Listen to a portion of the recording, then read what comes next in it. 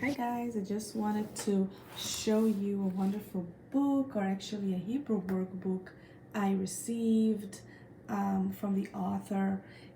I have the link in bio or in our description, so feel free to look in our Instagram page and also in the description. It is a wonderful book too for the letter Aleph. It shows you how to write it. It gives you the instructions.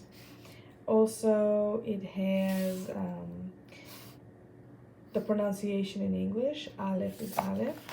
It shows you a word that starts with the letter, and it has that for every single letter in the book. And so this is avocado, and it shows you here how to practice. So this book is wonderful for adults and for kids. And again, it repeats here. Here's, for example, for the letter Bet. And again, there is a dot here for the dagesh. It's a B sound instead of a V sound. And again, it shows you here how to write it. A word banana.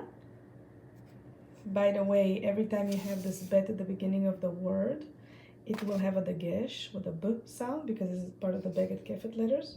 So here you get to practice how to do it. The Abba, it shows you how to write different words. This Abba means father or dad, and you can get to practice. And right here, you have lots of different letters. A wonderful workbook in Hebrew. The author just came out with a brand new